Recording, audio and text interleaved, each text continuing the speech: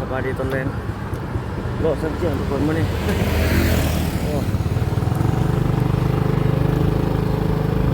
แรงของเมื่อวันที่3แล้วทุกคนโอ้หนึ่งจะเร็วหลายได้นี่คือราคาแถวสักเจียงมันลดหลายบันไดเนาะตอนนี้จะน้อยมันคือสิหลายเบิ่งเขียนเบิ่งเคลื่อนน้ำวันนี้เต็มเลยเนาะ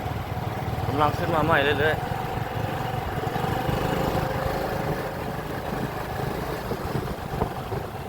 โอ้นี่ก็แล้วหลายประมาณนี้แล้วนี่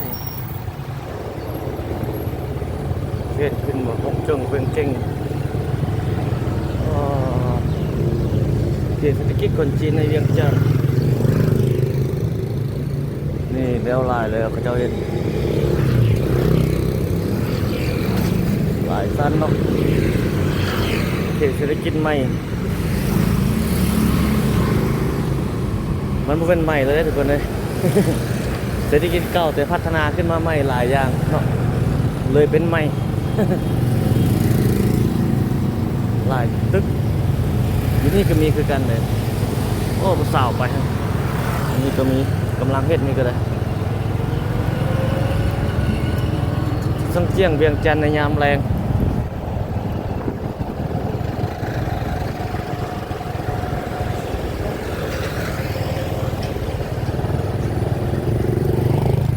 ปั๊มน้ำมันอะไรนี่ทับมางละอาหารอยู่นี่น่าจะมีคนใหม่มาอยู่บ่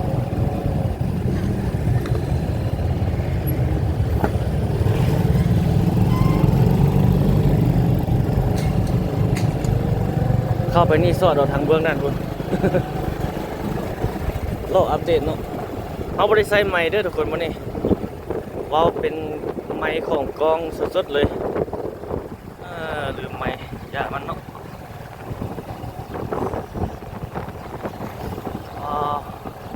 เบิ่งฮานจะน้อยไฟเริ่มพุ่งแล้วสาวจะน้อยกับไฟเริ่มพุ่งขึ้นมาแล้วใส่ถุงผักถุงสัตว์นี่จะน้อยจากใต้ไฟพุ่งจนเทือนในตึกตัวนี้ยังปะไตเชื่อแค่มีคน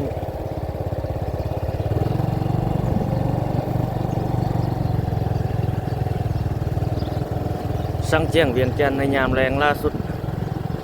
พาทุกท่านโลก หลายเขตเลยกำลังขึ้นมาใหม่นี่เขาจะปรับปรุงใหม่ต้นไม้นี่เขตชัยนาทาวน์ล่าสุดวันที่3 ธันวา 2025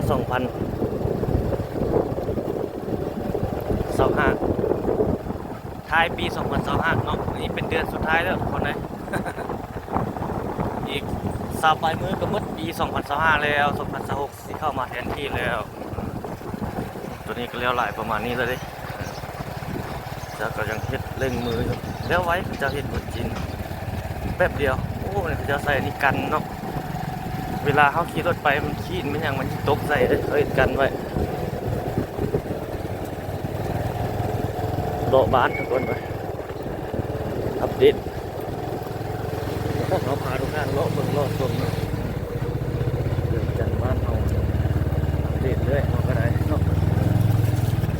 บรรดาท่านชมได้เห็นได้รู้บ้านเราไปเป็นได้แต่ละช่วงแต่ละอะไรเงี้ยเขาอัปเดตไปให้บรรดาท่านได้เบิ่งได้เห็น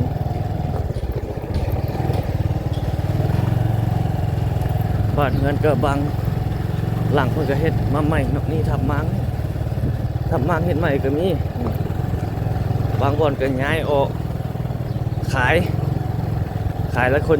นายทุนมาเช่ามาอยู่มาเฮ็ดบางคนก็ขายแล้วไปอยู่เขตนอกพุ่นเนาะเดี๋ยวนี้มันอันนั้นขายแล้วไปอยู่เขตนอกนายทุนก็ซับซ้อนเข้าหน้าเข้าเลยบัดนั้น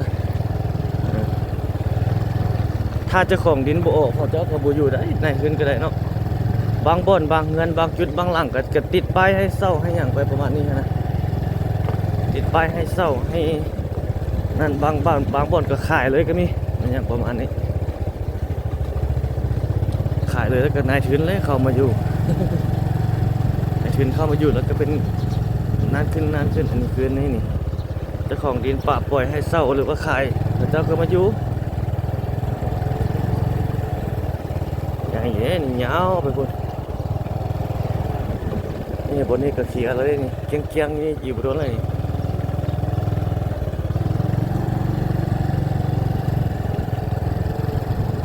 ขายแล้วก็เป็นบางคนก็มาให้เรียกให้งานน้ำพระเจ้า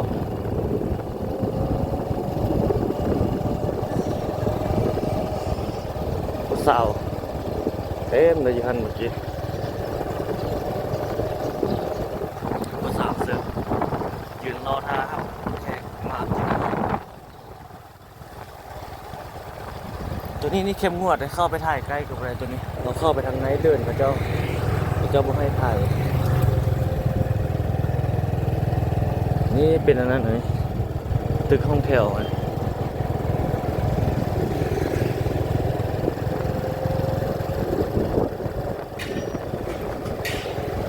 พาเลาะสังเจียงไปก่อน อัปเดตเด้อพาเลาะชมเศรษฐกิจเขตเศรษฐกิจของผู้สาวเศรษฐกิจคนจีนในเวียงจันทร์ไปนั้นไปวัดไตรบ้านอากาศรถไปเลย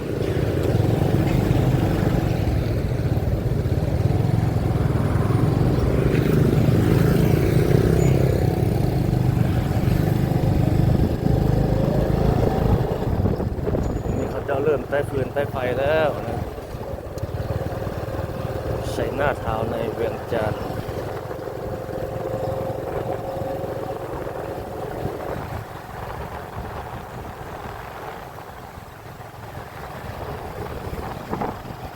จะหน่อยเขาจะเข้าไปทางนี้เขาจะไปเกี่ยวด้านนั้นพุ่นมา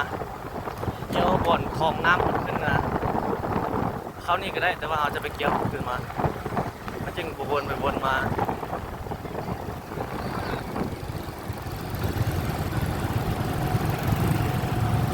เข้าไปในนะบอกเข้าไปสอดออกมาบอกเข้าไปนี่ดิโอ้รถ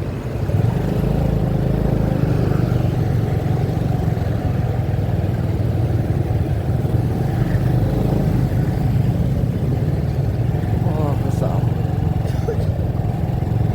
อันนี้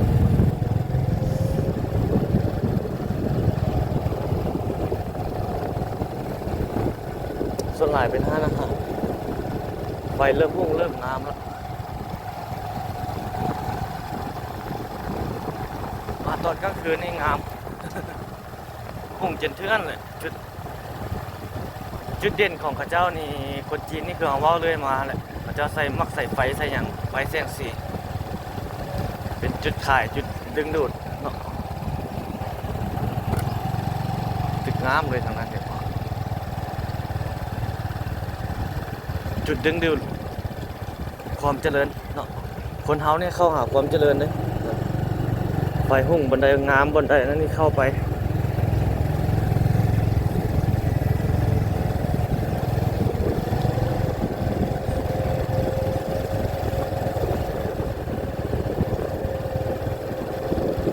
นี่คือพาเลาะเบิ่งพระเลาะชม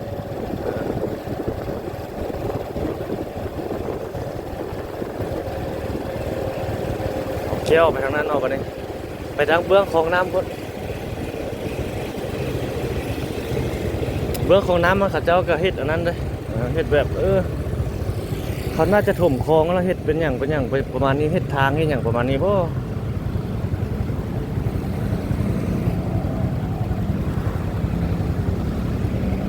รถมาหลายห้างของห้างค่านี่หลาย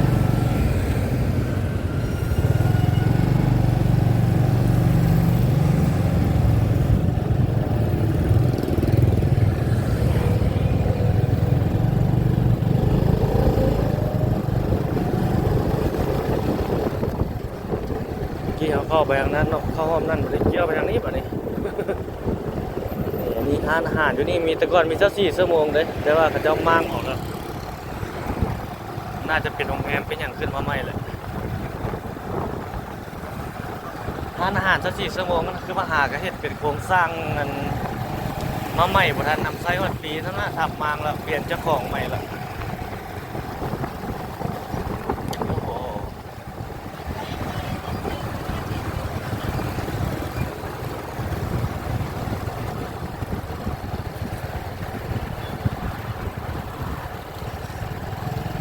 ร้านอาหารนะ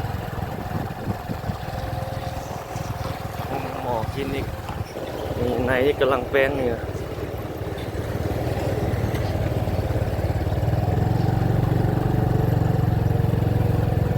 ยำอะไรใส่หน้าเท้า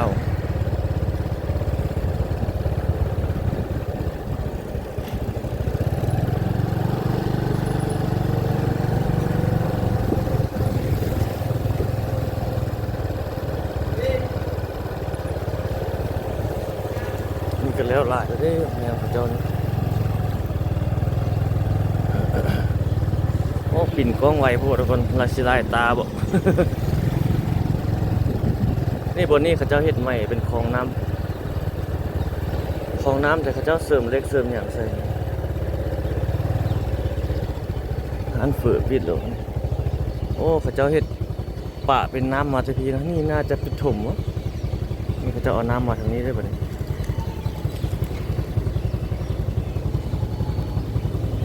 ลองเบิ่งเนาะว่าเขาเจ้าเฮ็ดนั่นแล้วมาตัวจริงจะเป็นจังได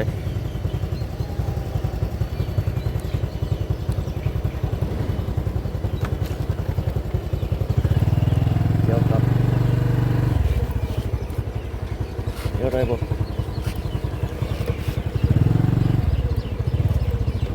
เสียงนกเสียงอย่างโหกกึบ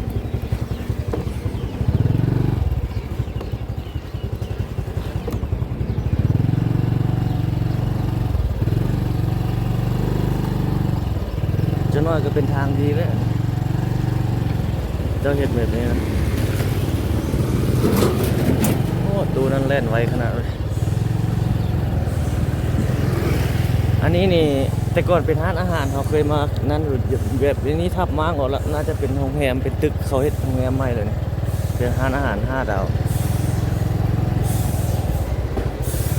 เหมือนนี้เจ้าเห็ดแบบนี้เลยนี่เจ้ากำลังเฮ็ดเบี้ยอยู่นี่ก็เลยนี่ใส่เนาะ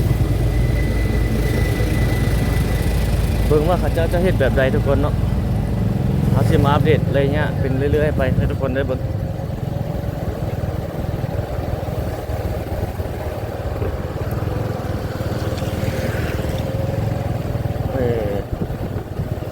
เสาสูงเว้ยหรือว่าเป็นล็อกระข่ายเครื่องวะคลองน้ำก็ปรับปรุงครับเอามาให้มันเป็นดินบเปล่าว่างนะเนาะ เรียกนะเขาเจ้าเสริมเล็กใส่ทางลุมน่าจะเทเป็นเบตงเลยว่ารอเบิ่งเด้อทุกคนเอาสิมาอัปเดต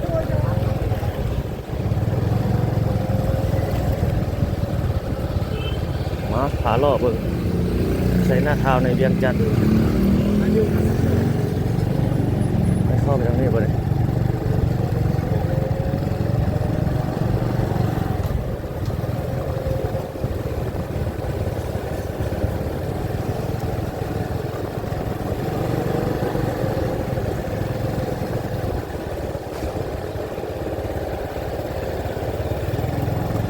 เดี๋ยวไปทางนี้เนาะ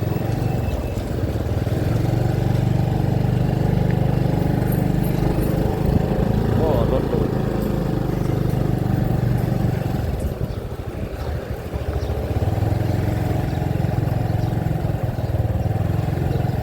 อันนี้จังน้อยเขาเจ้าน่าจะไต่ไฟเลยแต่ตอนนี้ยังบ่ไต่เถอะ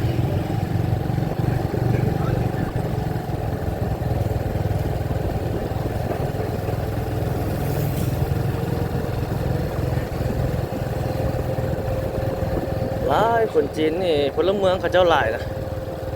เรียกงานมาอย่างต่างๆนี่เฮ็ดพ่อค้าสาวขายนี่บอกว่าผู้หญิงผู้ชายเนาะค้าขายแบบโอ้เก่งคือเดียวเลยไปก็หาเงินเก่ง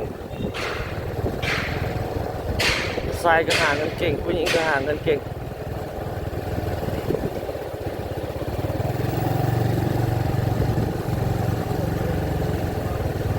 ผาหลอกใส่หน้าเท้าเด้อนี่ทุกคน โอ้ไก่คันเจ้าไก่เอาอย่างมาขายอันนี้เป็นตลาดน้อยอยู่นี่เขาหน้าเขาเนี่ยก็แล้วหลายกำลังขึ้นมาก็มี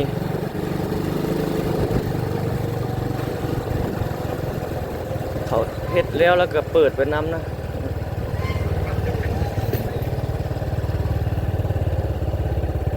เสนาเท้ายามเย็นร้านของร้านค้ายนะมันคนลาวเขาเด็กคนจีนเด็กส่วนหลายจะเป็นคนลาวคนจีนหมดเลยคนลาวเขาส่วนหลายจะมาเป็นอะไรเขาเจ้าเป็นพนักงานเขาเจ้า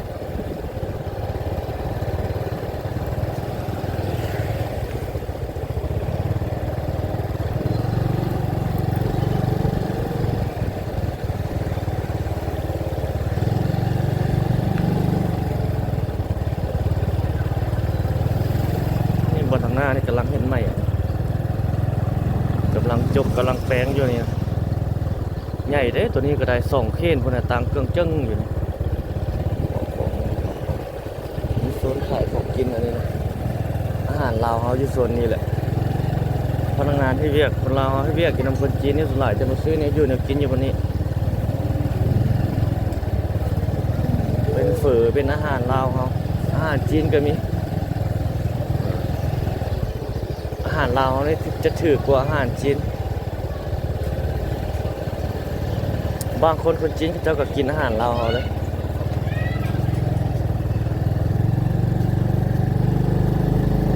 มันจะถึกนะ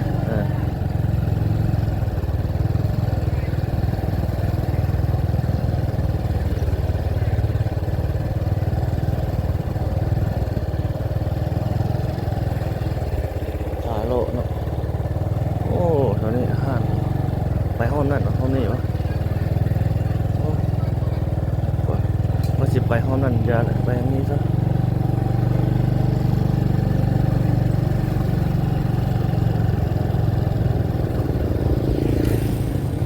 อัปเดตใส่หน้าเท้า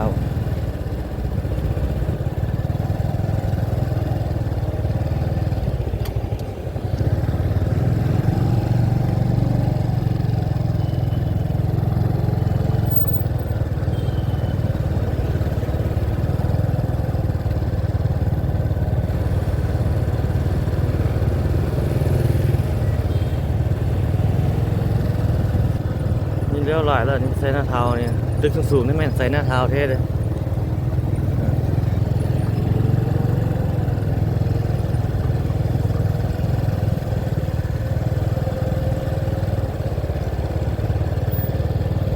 ดูไปแล้วทางนั้นเป็นห้างขายเครื่อง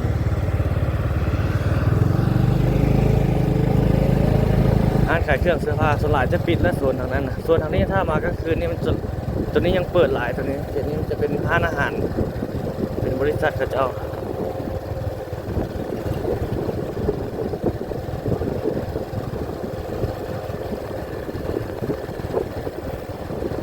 ผู้สาว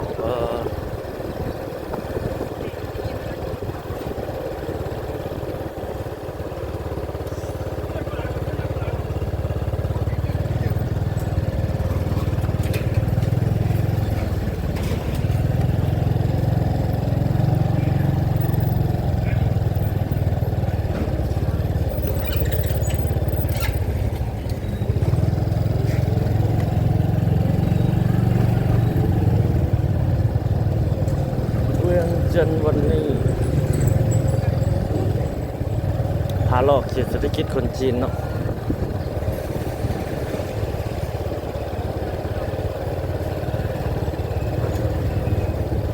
เสื้อเสื้อผ้า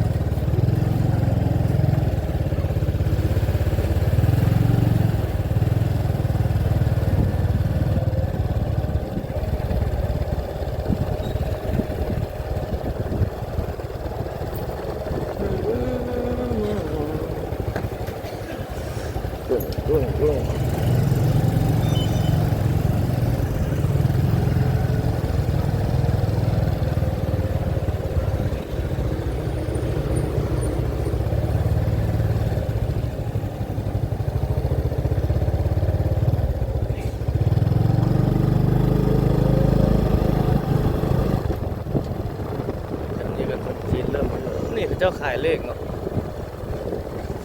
เลขเล้าหวยเล้าออก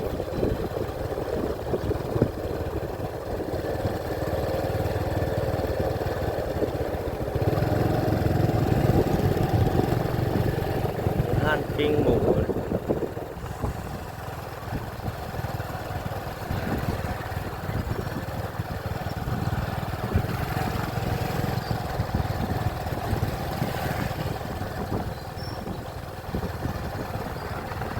ปิ้งโอ้เสียงนกกระจอกให้คนขายไหมอ่ะอ๋อสมมุติซื้อไปไว้กินบ่ไว้กลับก็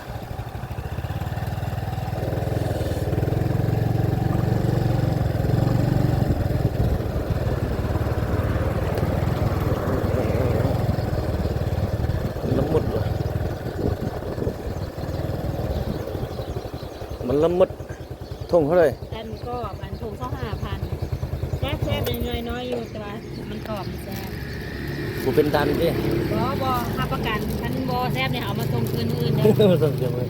เอาสองหนึ่งสองเลย เนาะกระทานบ่เอา ละมุด กระทาน20,000กีบ อ๋อเอาเลยเอาตัวนี้ เดียวพร้อมเลยเอาตัวไหนก็ได้ติ ตัวนี้ เนาะอันนี้ได้เลย ไปแล้วไปต่อ ทานน้ำมุดเด้อกระทานน้ำมุดเด้อ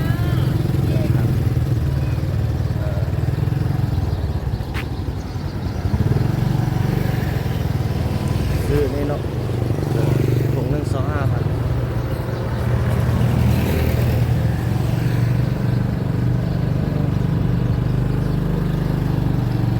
ไปต่อ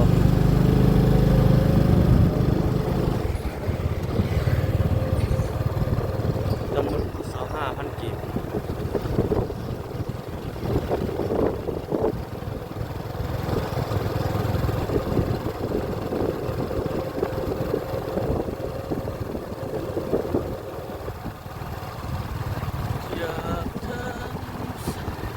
สบายดีทุกท่านเนาะพาเลาะยามแรงเขตเมืองสิโคตรตะบอง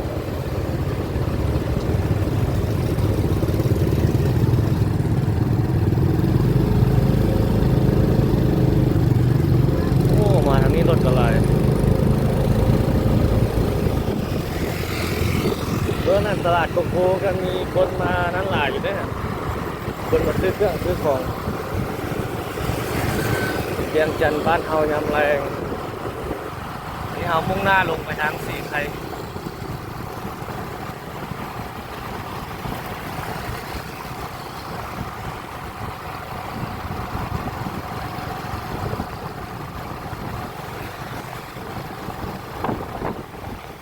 นี่แหละทุกคนบรรยากาศการสัญจรยามแรงเวียงจันทน์บ้านเฮา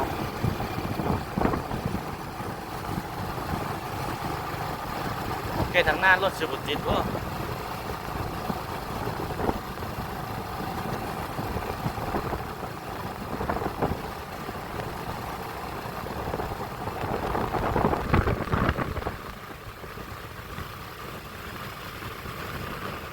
ตอนแรงนะมันอย่าติดนะเสียนี่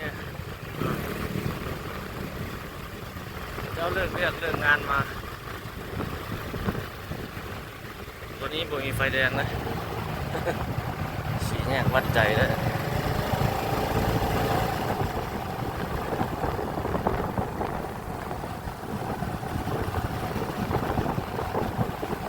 นี่เจ้าขายเลขเลขเราหวยเราออก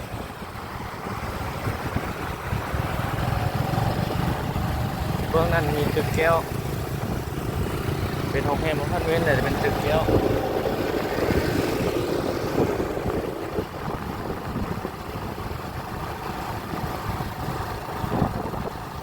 สบายดีเวียงจันทน์ในเมื่อวันที่3 ธันวาคม 2025ณพระหลวงเวียงจันทน์เฮาเขตนนทรีโคตรตะบองโอ้โหรถติดไฟแรงโอ้ทางหน้าพอดีเกี่ยวไป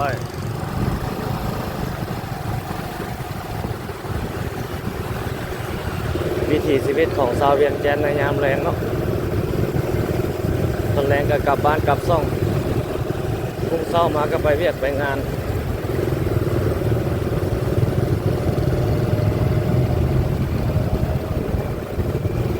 เข้าไปสับวัดไตนะเอาบ่เข้าเลยโอ้ทางหน้ารถหลายเลย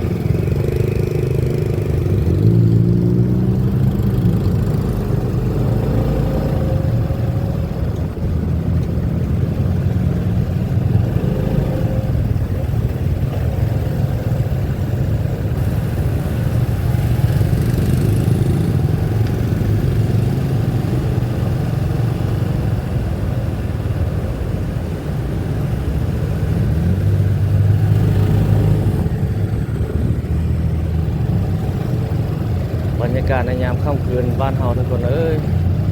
พาล่อพาชมบางคนบางท่านก็มุสู้ได้มาเนาะ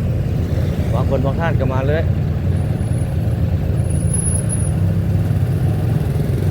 บางคนบางท่านก็เที่ยวสัญจรอยู่เขตนี้ดำรงชีวิตอยู่เขตนี้บางคนอยู่ในห้อมในซอยบางคนก็บ่ออกมาก็มีออกมาเป็นบางระยะบางเวลาก็มี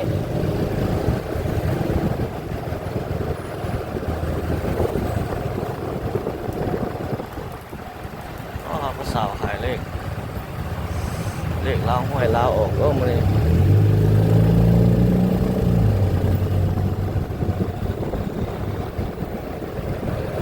อยู่บ้านเฮานี่รถกระบะนี่หลายกว่ารถเก๋งเนาะเพื่อรถเก๋งนี่อยู่ไทยหลายเป็นแบบรถแบบเป็นรถเก๋งประเภทรถเก๋งรถจิ๊บนะแต่บ้านเฮาส่วนใหญ่จะเป็นกระบะเป็นรถอดีตประสงค์นะรถกระบะใส่เครื่องใส่ของมาอย่างต่างๆไปมาได้นะ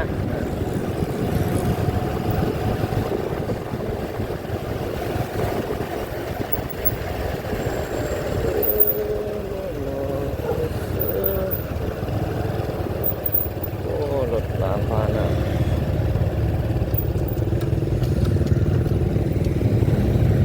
ติดวะ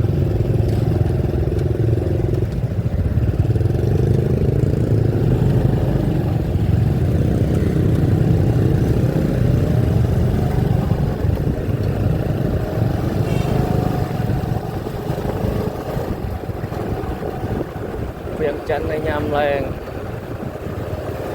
ห่างหานที่โอ้นี่ต่ำเดียวที่บุญของมือรถต่ำเดียวดาดเอาเดียวปุ๊บเกียวซ่า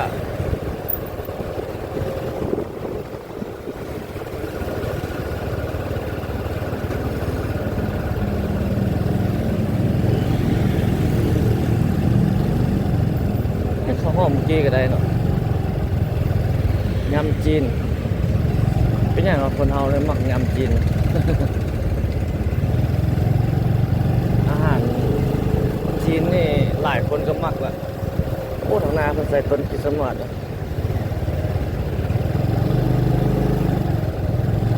แยกไปทางนั้นโอ้รถนี่เอาแอบออกมามีวงเวียนหัวยูเดียวแล้วป่ะนี่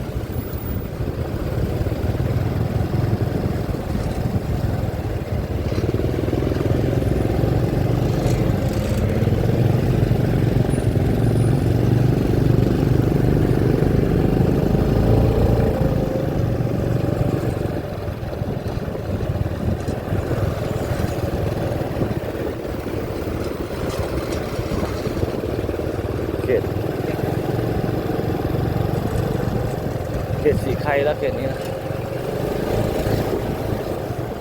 เดี๋ยวทุกคนเขตบ้านสีไข่ยามแรงนะเอาเรียวทามมาจนทอดเข้าทางหน้านี่บ้านเมืองบาดท่งครับ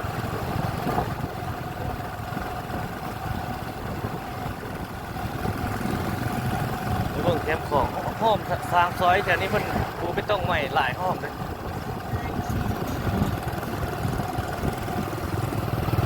ไปต้องใหม่เอาเลี้ยวนาน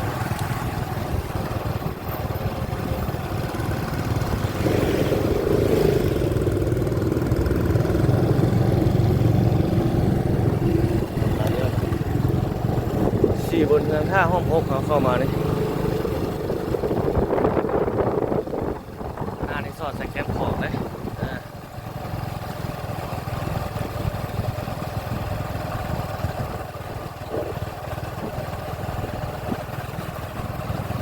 มป์ของยามแรงโอ้รู้สึกว่าเย็นเลยเขาจะมา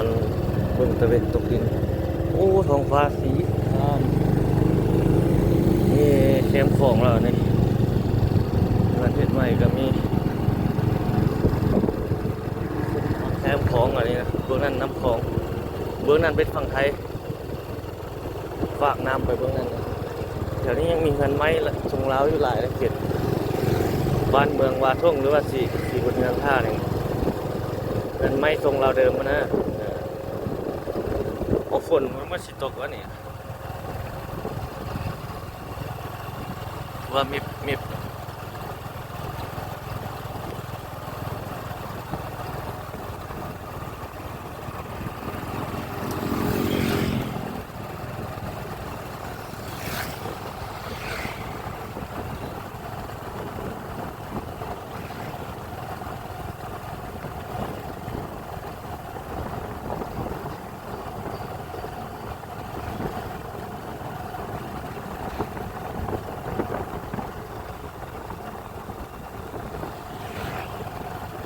เงินไม้หลังนี้เขาเจ้าขายเนี่ยคนติดป้ายขาย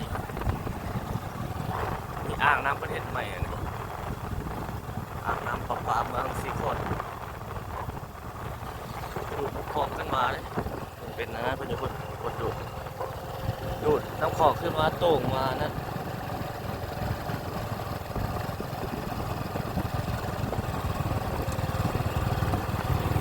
มีขึ้นทานนี่เราบอกว่าเห็นเดียวรถเขาจอดใส่วะโอ้จอดข้างหลังที่รถแคมป์ของงามไรจอดข้างหลังด้วยวะนี่จอดข้างหลังวะนี่อ่ะนี่อ่ะอ๋อ